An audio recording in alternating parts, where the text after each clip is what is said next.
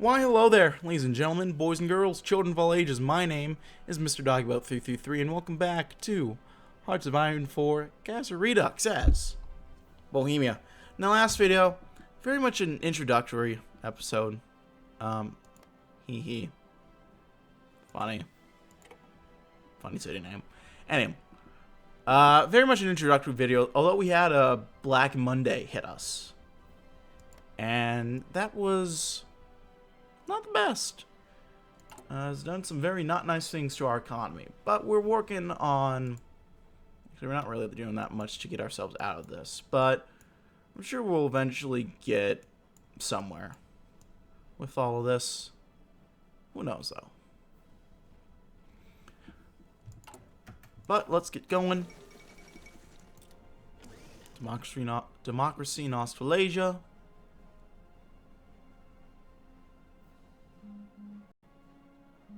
Oh, that hit the manpower. Fucking sucks.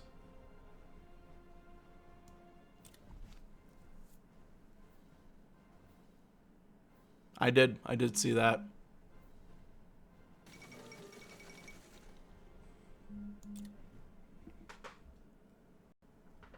Who is snapping me right now? And now is not the good time for it.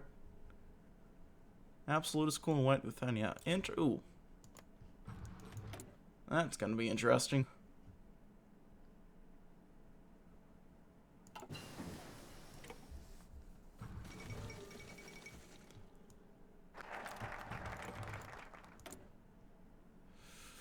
Ooh.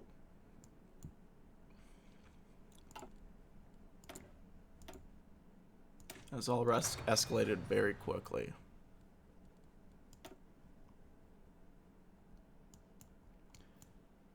Let's get working on this right now. Let's do purchase from the Gürtel Arsenal. Send some of our coffers to Vienna, for we need to purchase some of the armaments from their arsenals to feed the ever-growing size of our armed forces. Let's do it.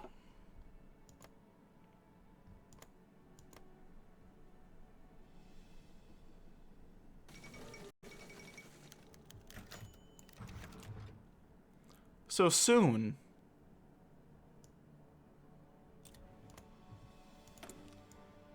Very interesting that they did this right off the bat. One to inquire, it would be easy to see that the majority of our politicians secretly offer an opportunity that may lead to our complete independence from the Viennese government.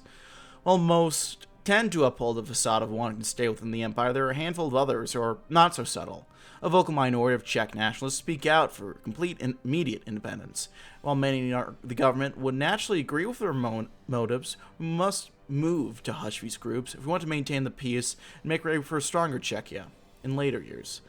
Let's not jeopardize our freedom so soon.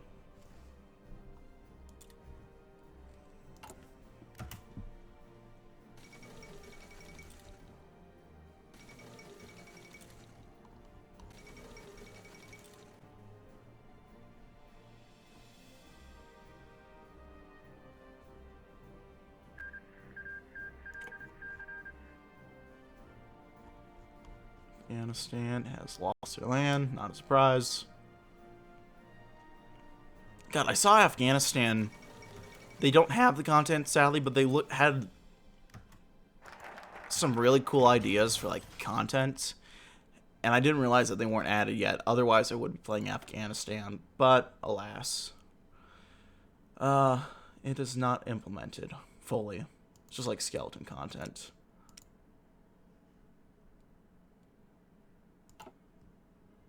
Work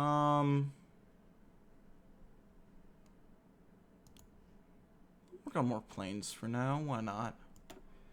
Let's do rules from 100. Rule from 100 spires. Every spire within our nation shall have a handshake or a deal made underneath it. For Masaryk and us Bohemians have no reason to cause an issue with the Viennese or Germans. Everyone within these lands shall be represented.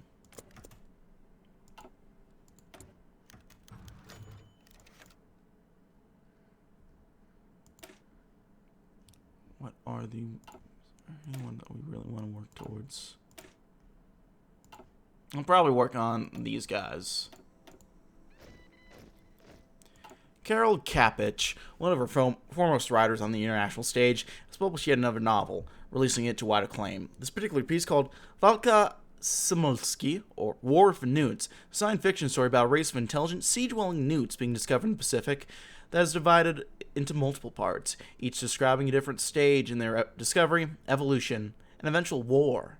Taking place on a small island near Sumatra, Captain Von Talk discovers the sentient race of amphibians. The discovery spreads, the newts are first enslaved and pressed into service as pearl farmers, being spread around the vast oceans as slaves and laborers. As the newts adopt human culture, they begin to resent their captors and evolve more completely.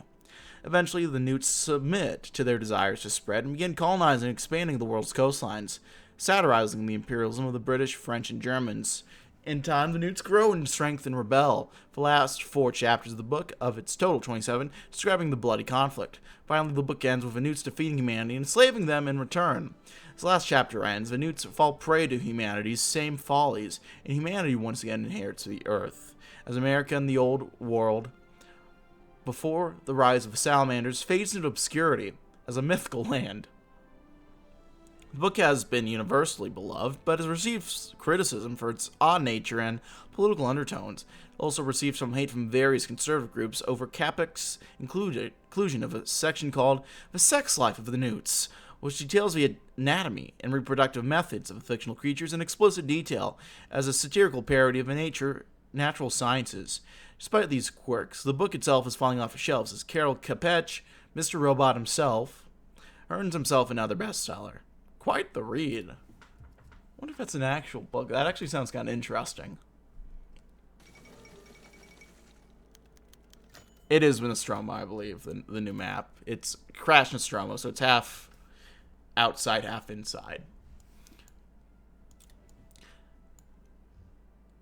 Oh no. T.G. Masaryk, our beloved governor, started to finally feel the ravaging of time. Since the end of a decade, Masaryk's health has been slow but surely declined, as has his ability to guide the state, spending most of his day resting in his manor rather than assuming his proper duties.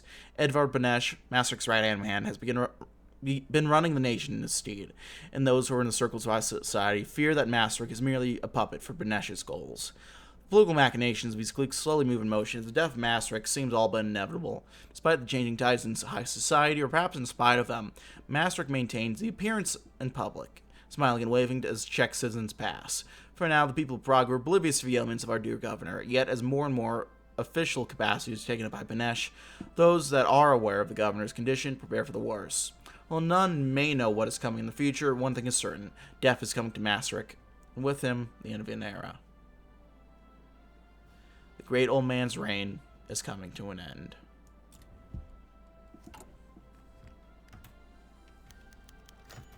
end. As per our request of the government today in Vienna, a large shipment of Steyr guns arrived in Prague today.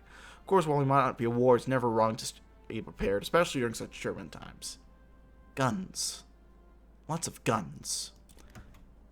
I love the Austrians now. Malta secures independence. Who cares about Malta, indeed? Does Malta have a focus tree? They do.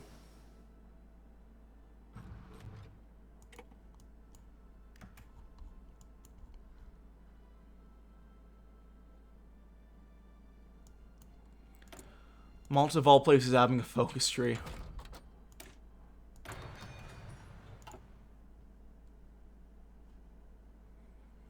It is not funny to me. Yep, I'm not surprised about that. That happened in the offline series I was recording as well, which is interesting. One of the few issues which we face in terms of our diverse population is the integration of the minor Jewish population. This is despite their deep respect for Masaryk, who has personally defended the rights of Jews against anti-Semitism and the infamous blood libel. The main issue stems from the leaders of Jewish communities who falter any attempts to allow integration into contemporary Bohemian society. It's not likely that we will see any major development of the matter for Masaryk unless the political climate were to be shaken up enough. It's a matter we'll have to deal with eventually. Still not as funny as guys like Bhutan Tree. True.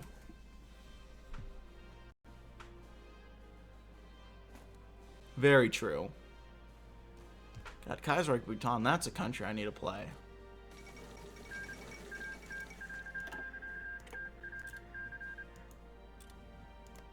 And Poland got cucked.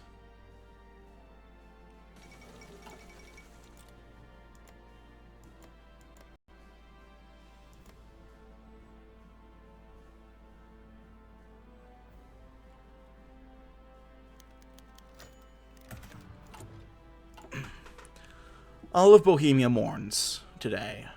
For at 6 o'clock, 2nd of July, 1936, news broke from Prague Castle of the long-coming demise of T.G. Masaryk. He had been bedridden as of the prior few months and ill for years now, but always able to work for Bohemia and its people, appearing last month to them. Since his stroke in 1934, during a cordial meeting with Kaiser Karl in the gardens of Prague Castle, the omens have been hanging in the stars every night, brighter each moon. Beneš has exercised an increasing role in governorship, with him being the de facto governor of Bohemia, carrying out Masaryk's requests and orders from his residence at Lanny Castle. An unparalleled state visit is to be held next week, and a period of national mourning has been declared by Edvard Beneš, the new temporary governor. In Vienna, Kaiser Karl personally gave condolences to Beneš and Jan Masaryk, furthermore to Bohemia at large. The flags at Vienna are to be flown at half-mast for the week until the funeral, and Bohemian flag raised alongside. Prague has been eerily silent come the news. Only the sound of man's creation and endeavors can be heard through every avenue of the great city. Red roses adorn men and women's coats, and wreaths decorate businesses, all symbols of immeasurable respect Masaryk attained from his people.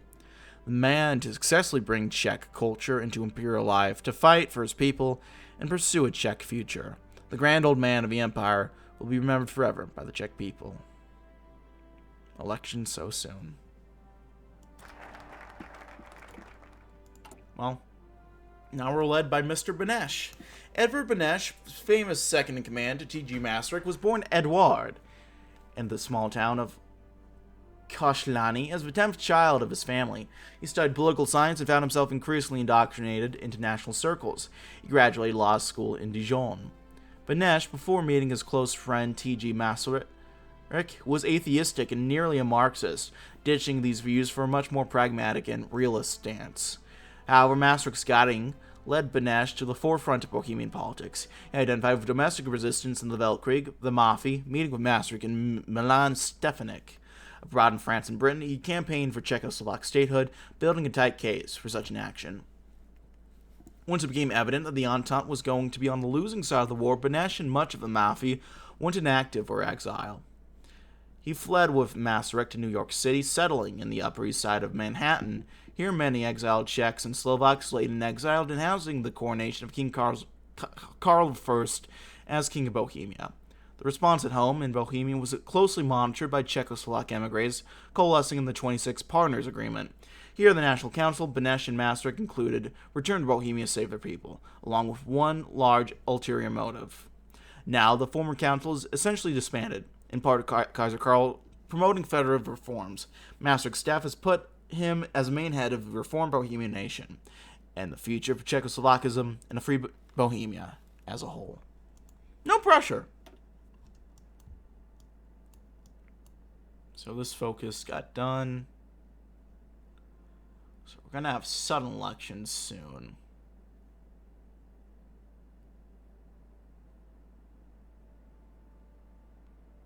I think we might stick with these guys.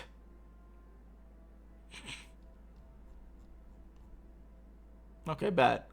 I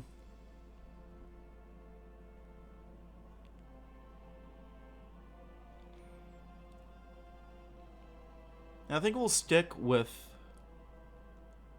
the victory of the released. We'll stick with these guys, I think.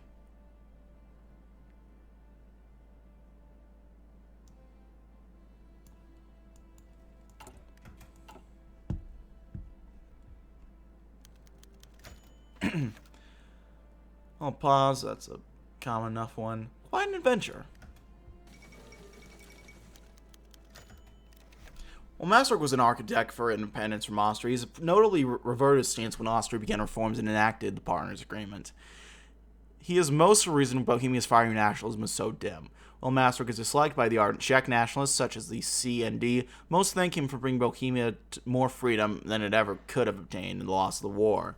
To our people, they are thankful for what they have, but with Masaryk's passing, the lid on the powder keg is once again being lifted. Despite all that, Masaryk and Kaiser Karl were reportedly good friends with each other, with Karl's frequent visits to Prague ending up with a lot of time spent with Masaryk discussing politics, with Hungarians, with Slovaks, with Illyrians, with Czechs. In his condolences, Karl expressed heartfelt sadness.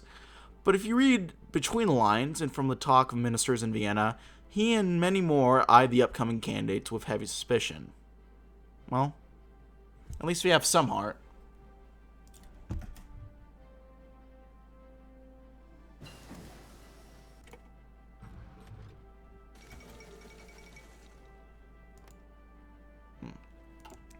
Today, Bohemian governor T.G. Masaryk passed away in the governor's quarters in Prague Castle. A few days ago, actually, but close enough. Masaryk had been in declining health for months, however, famously always there for his people. Edvard Beneš, new interim governor, has mostly been running the kingdom in Masaryk's stead. Throughout Bohemia, Slovakia, and down to Illyria, where Masaryk campaigned for the Illyrian state, funeral bells toll.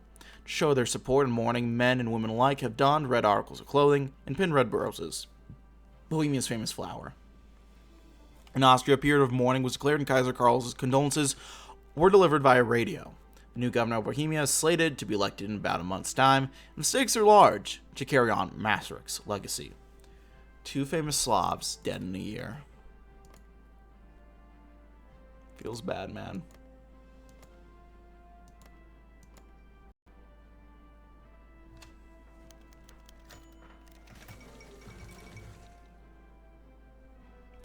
Two major candidates are running in the National Democrats' primary. The first is František Moraes, a nationalist and longtime party activist who has vowed to do everything possible to hold Czech culture and preserve a nation. In addition to being a politician, he's also a brilliant professor of physiology and philosophy. Second possible candidate is Jiří Štěpánek, a charismatic politician who dreams of a free Czech nation for all its people. Some of the party criticized, however, the fact that Štěpánek was allegedly influenced by revolutionary movements such as the Iron Guard in Romania or the ANI in Italy. The primaries are expected to be close between the two men, but a final choice must be made. We'll go with this guy for a Czech nation. I don't have too many set plans on what we're gonna do here, though. Although I think I will go ahead and stick with the Socialibs. The National Socialists.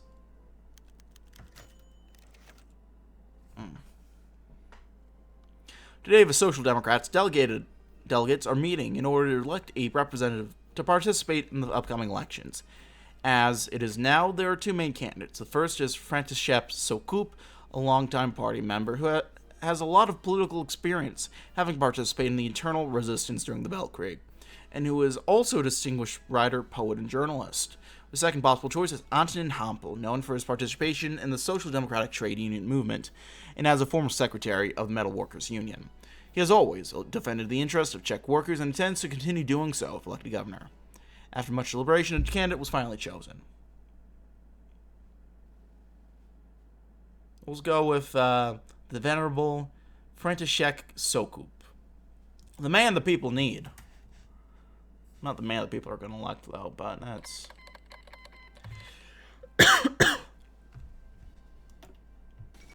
That's neither here nor there. The Vienna Summer Olympics are finished up.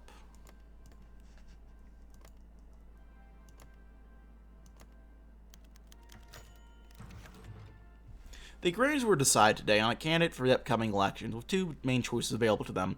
The first is Jan Malipiter, coming from a family of rich landowners from central Bohemia. After many years of studying, he developed a particular talent in economics, which he showed well during his time managing a sugar refinery before entering politics. A vocal opponent of partisan politics, rather. Be fucked up if you're a supporter. Vienna's a rightful Czech city, true. Vocal opponent to partisan politics and able experienced diplomat, Malipiter is certainly qualified to be governor. The second candidate is Rudolf Baran, who, unlike Malipiter, comes from a modest family with no elevated background or social standing. Baran founded the Czech Heart during the Weltkrieg, a movement that fights against hunger and poverty across the nation, is a fervent defender of agrarian interests in the downtrodden. However, Baran has also been accused of anti-Semitism by political opponents, and even by some fellow party members. though he categorically denies these accusations in any public setting. Despite their differing backgrounds, both men stand as devoted agrarians, are wholly dedicated to ushering the green dream to our Bohemia. We'll do Malepitar for governor. And I think we're going to get one more event.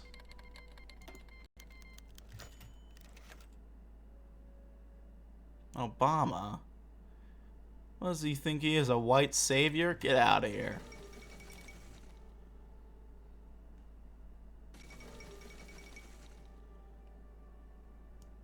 Explosion on the Dnieper.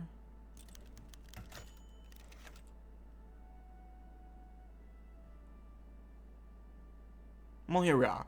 Despite our instability and the turbulent international situation only worsening, our treasured tradition of elections is carried on, for democracy waits for no one. With the people of blank now placing their votes, so that their voices may be heard, a new democratically supported mandate shall soon sweep the nation. The 5 major parties have all campaigned hard for a chance to rule, and despite initial predictions of a realist sweep, preliminary results tell a tale of a perilously close election. As votes are counted, however, one victor has risen up to the top of the pile. And as newsmen and media moguls around the nation prepare to announce the winner, it's finally confirmed that the realists continue the legacy of Masaryk.